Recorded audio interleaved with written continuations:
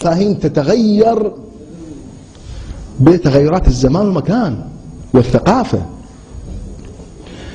الشيعة أكثرهم في إيران، ليش؟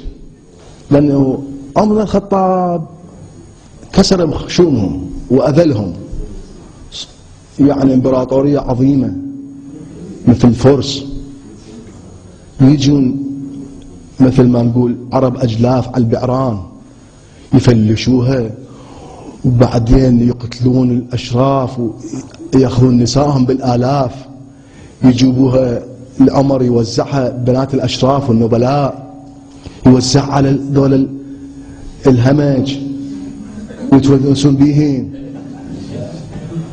هذه بناك تبقى يعني سنة سنتين تروح؟ ما تروح، مئات السنين تظل الكراهية باقية. ولهذا أعدى الشيعة إيران مو أبو بكر ولا خالد بن الوليد، عمر، دائما عمر، يلعنون عمر. ليش؟ ورتبوا عليه شنو؟ أنه كسر ضلع الزهرة حتى يعطوه في طابع ديني،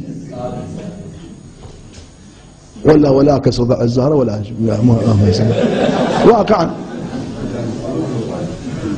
فالعجم حقهم مو سهلة، مو سهلة امبراطورية كاملة يفلشها. اسكندر ما فعل هيك، اسكندر احتل ايران كلها ورا عدة اشهر انسحب وخلاهم على دينهم. دول العرب ايش سووا بيهم؟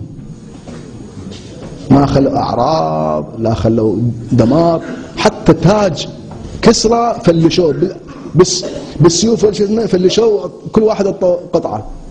التاج ليش تفلشه؟ ذهب، ما يفتهمون هذا التاج.